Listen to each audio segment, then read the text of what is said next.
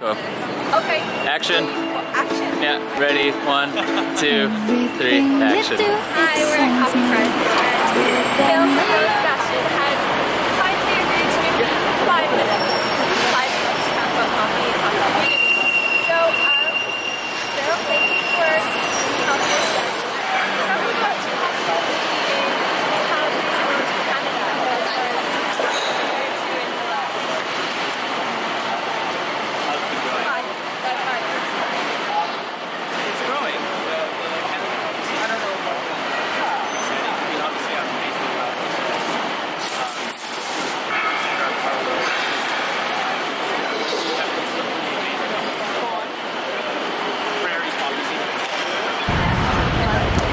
So, I mean, we're really excited to be involved in. We've always really believed in community and supporting the coffee community. So, and it feels like the Prairie coffee community is something that it's sort of gained some traction and momentum. Yeah. So we're pretty excited to be involved in that, and we'd like to sort of stretch our wings outside of our borders and exclusively Calgary. And so I mean, It's exciting. I mean, like, totally. recently I just saw the Prairie Coffee Collective, and that's really exciting for me because I'm from Calgary and I want to see it grow. As far as coffee community, is that kind of something that you guys identified as something that was important that wasn't there that needed to be there? Honestly, I don't think it was even as sort of premeditated as that. It was like there's a bunch of us that really just want to see it develop and evolve, and we just sort of got together and started doing it. It wasn't, we just jumped on board with it, I guess is the best way to put it. It's growing. One of the fun questions I want to ask is, today's you, what would you tell yourself 5 years ago, as far as like, as you grow a coffee business, like, these are the mistakes that you're going to make, these are the things that I want, like, that you're going to learn? It's really hard to say. I mean, there's a lot of mistakes that we've made. I mean, I suppose in an odd way, living those mistakes is an inevitability that I've accepted. So maybe I would tell myself not to worry too much about the mistakes and just understand that it's a necessary and in some ways very effective way to grow our business. I still, to this day, tell myself very frequently that I just need to be patient. So Thanks for walking in. It's about right I now, have sorry. so many ideas of what I want to do in coffee and community and for our own business, and you can't do them all today. I can't do them all tomorrow. I can do them all eventually. And so being able to sort of enjoy the moment and enjoy where we are and progress towards the things that we want to do without getting sort of overly anxious about wanting them to arrive tomorrow is kind of what my own best advice to myself. It's just like knowing that there will be mistakes along the way, and just having to go along. Partly about mistakes, partly just about my vision of where I want to take things within Canadian coffee, my vision of where I want to take things for our own business, and just the industry at large, like where I want to see it progress and how I'd like to impact that, and having the patience. I just handed my score sheet back in, but do you want to see it or look at it later? We're just doing a little video thing. Give me just a minute. Oh!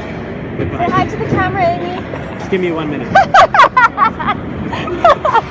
So. Okay, that's cool. No, this is what this is about. It's very casual. We just chat, and that's it. Most of the time, they're nominated people, and I just had you here, and I figured. We'll see you soon. Yeah.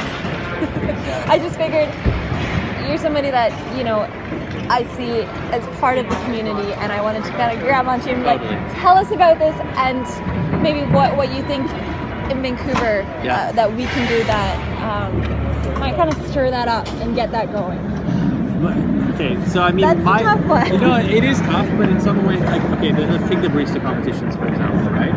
I'm a big believer that the barista competitions are fueled from within companies that care about coffee. So, like from our point of view of our company, have created a bit of a culture around getting excited about being involved in the barista competition. There's So a we do strong coffee an in-house competition, for example. yeah. So we have maybe 6, 7 people, up to 8 people from the company that are competing in our in-house in order to be able to earn the 2 places that the 2 competitor forward. slots that we can put into the prairies. And then of course now we have gentlemen outside of the prairies too, but basically that in itself is creating a little bit of enthusiasm in the company, and then in turn it's also giving competitors the chance to get comfortable with their sets and be able to perform better in the prairie, and consequently they perform better there, and then they perform better at nationals, and it kind of feeds into. So what I guess to summarize here, I think if we want to build community, it starts with building within our companies. So within our companies, like if we want Does to that dilute your brand, or? no, not at all. No, I think the advice I give to the Vancouver companies is there's some Vancouver companies that have been in the game a long time. They've actually been through the barista competitions. They've kind of been there, done that. But there's many that haven't, and even for the ones that have, I still think that in order for us to create community, it comes from within our companies to foster this desire to be involved in the community. And barista competitions are one aspect of the community. So like, let's take them for example. If the companies in Vancouver could foster this and have their own in-house competitions and then create their own competitors, then we would automatically foster that competitive spirit in the West, and then consequently it would fuel the community. So I don't know. I believe it starts there, and it starts with creating that from within the company. So. Well, thank you for your time. Yeah. I have a million more questions for you, but I'm going to end it there. If you were to point at the next nominate the next coffee friend. I nominate Josh from Transcend. Josh. Okay. Thank you.